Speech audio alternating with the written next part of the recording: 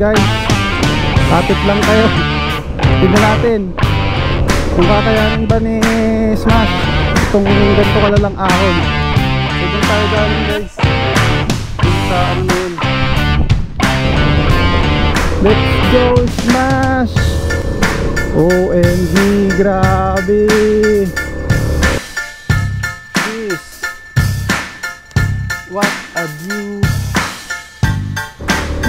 Ngayon lang tayo nakaahon ng ganito ka, ano, kalala. Look, buti nakita ko. Dami rin ano dito, ano, mga bahay. Gumuho yung kalsada nila. Dapat malakas ang motor mo dito eh. Ay, ano to guys, parang kampo yat. So yan guys, itong video na to ay kadugtong nung ating last na vlog, ano, sa Panganiban. So nag-decide akong hatiin siya at pagdalawahin.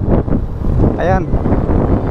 Kasi meron pa tayong isang pupuntahan dito, yung tinatawag nilang Turayog View Deck. Isa rin yun sa ano, magandang tourist attraction dito pag nandito ka sa Jose Panganiban. Isa yun sa mga common na puntahan ng mga turista dito guys. At so yun, masusubukan na rin natin ang ating Suzuki Smash pagdating sa mga ahon, no. Saktong sakto meron tayong kasama, meron tayong OBR, meron tayong angkas. At ayan, dito yan guys, oh, sa may bagong bayan. Oh, tinano, bumungad na agad yung ahon. So ayan, on the way na tayo papuntang Turayog View Deck guys. Kapit lang kayo. Tignan natin kung kakayanin ba ni Smash itong ganito kalalang ahon. Eh, balita ko napakalala daw ng ahon dito eh.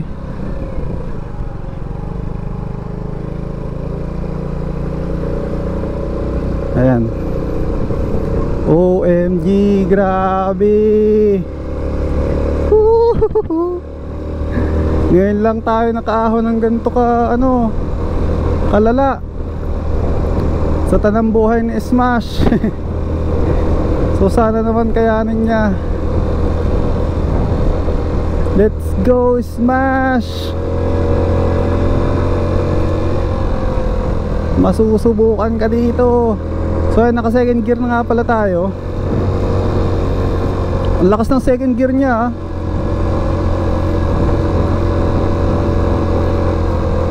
Ayan oh, mani-mani pa sa kanya eh oh. Pero tingnan natin doon sa may malapit sa Turayog kung kakayanin pa nito. Kasi mas malala yata doon eh ang mga ahon. Eh bungad pa lang to guys.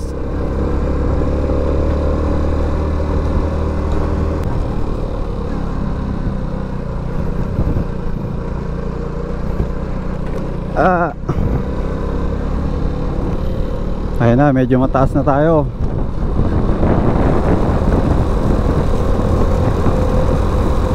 So far so good naman si Smash.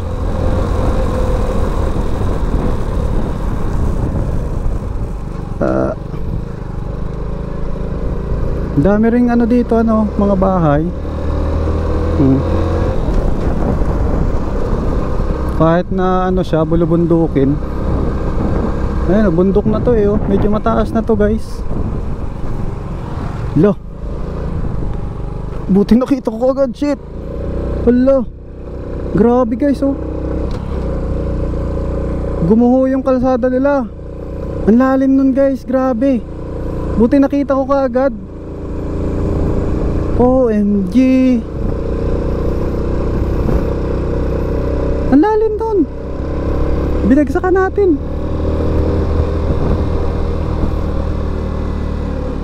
Sira-sira na yung daan dito guys. Bakit kaya?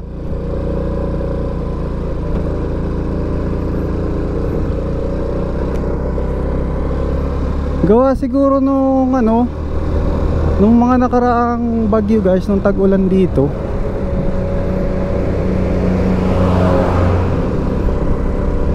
Hala, sana naman dun sa unahan eh hindi sira-sira yung daan. Sana maayos.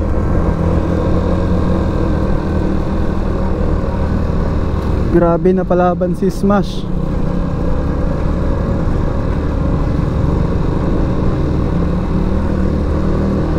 Ang daming bahay oh.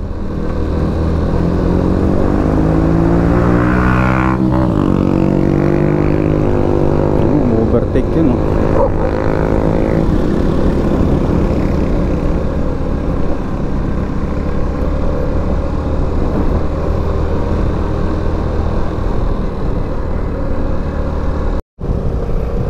Ito na guys, ahon na naman.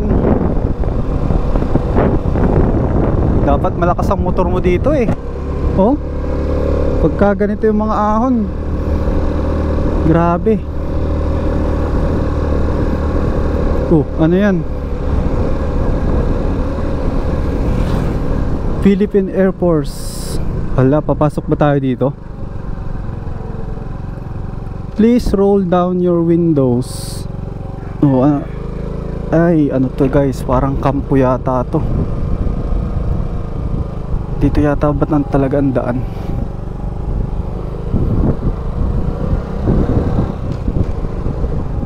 Sige lang, di naman tayo hinarang guys. Okay lang siguro. Sabi nito ni OBR eh, dito daw talaga yung daan. Restriction area, no trespassing. So malamang dito tayo.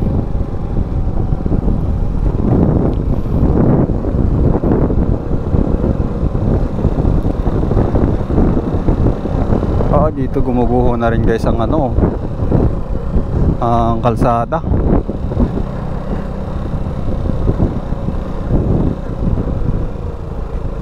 May kampo pala dun guys, may Air Force.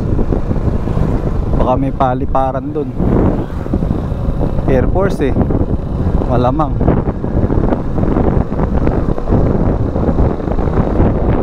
At yung panahon natin guys, oh, unti-unti kumukulimlim. Huwag naman sanang umulan. Ayan.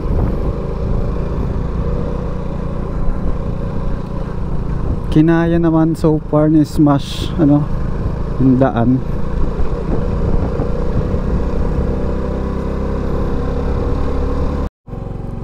What the heck? Grabe yung daan guys.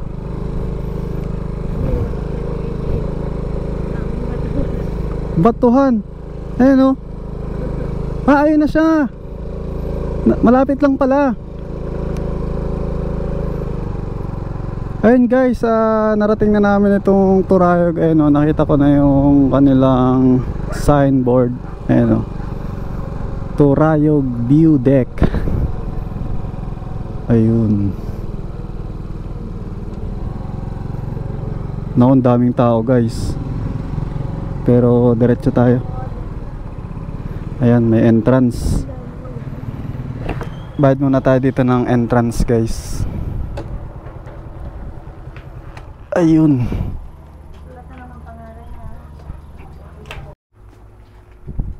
Ito po. Medan ka lang po, sir. So yan guys, nagparada muna kami dito. Ayan si Smash oh. Dami siyang kasama dito oh. Ang dami rin mga rider ngayon guys. Puro sniper oh.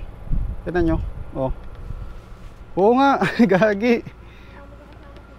Group ano yata to, group ride yata to. Ayan oh, puro sniper sila. Mapa version 1, version 2, version 3. So tara, akit na tayo guys. Nag-iisang Smash lang. Kawawa naman. Google Ping kang ang sniper dyan. So tara guys, akit na tayo. Yung binayaran nga pala natin sa entrance eh, 30 pesos ang isa. So bali 60 kasi dalawa kami. At ito guys oh, sabi dito ayan oh, Turayog View Deck ay 127 steps. So tara na guys, let's go. Alcohol. So yan, malinaw na malinaw guys. Bawal magdala ng inumin dyan sa taas. Ayan oh. Pero meron siyang ano, during day viewing. Siguro pagkagabi, pwede. Ano ito, no vandalism. So yan, bawal kayong magsulat-sulat dyan. At open sila from 6 AM to 6 PM. Hanggang 6 PM lang. Yun, so tara, tuloy na tayo guys sa pag-akyat. And guys, habang paakyat kami ay nakaka-excite. Ayan, oh. So medyo makulimlim na yung panahon, siguro pinagbigyan kami. Kasi guys, sobrang init sigurado dito. Kung hindi kumulimlim, kawawa kami. Wala pa naman kaming baong payong. Nakakapagod guys, grabe. Kalahatian pa lang siguro kami. Ito na, nahihingal ako. Halataan nyo naman sa aking boses. Di na namin guys binilang yung yung steps. Nonsense rin naman eh. Bali ang real thing lang is hinihingal na ako. Grabe.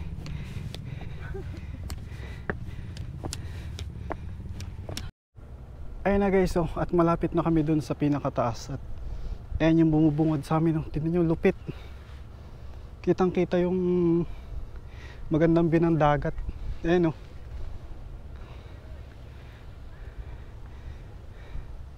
So yan, tara, diretso tayo. And finally guys, nandito na kami sa pinakatuktok. Ang daming tao guys, kasi walang pasok ngayon eh. Ayun ganda ng dagat to, grabe. Solid yung view dito.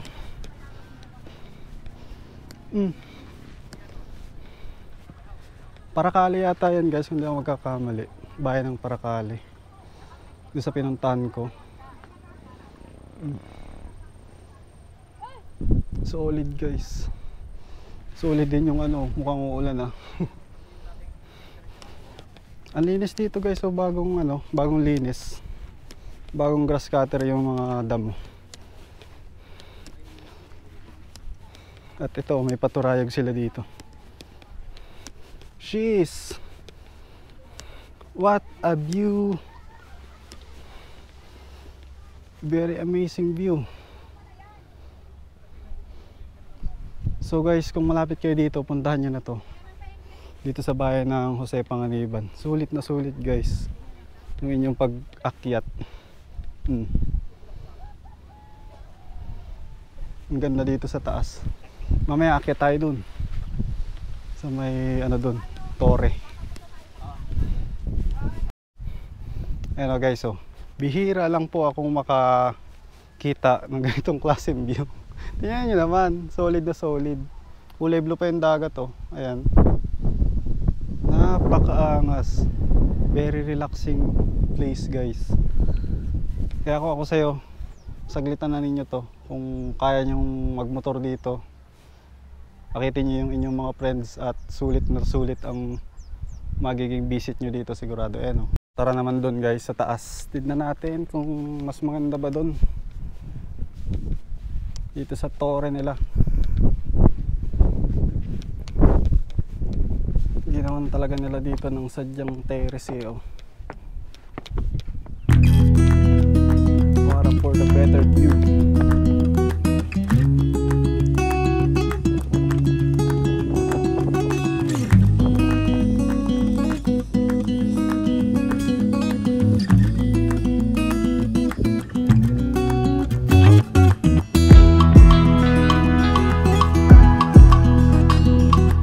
Yun, ganda Sentro yun ng Panganiban. So doon tayo galing guys. Doon sa na yun, sa maraming building na yan. Ito ang itsura sa taas. Grabe. May mas mataas pa nga doon Kaso na talaga yan, malalang hiking na yan. Hindi magtatayo ng view deck. Ang ganda talaga nito What a view.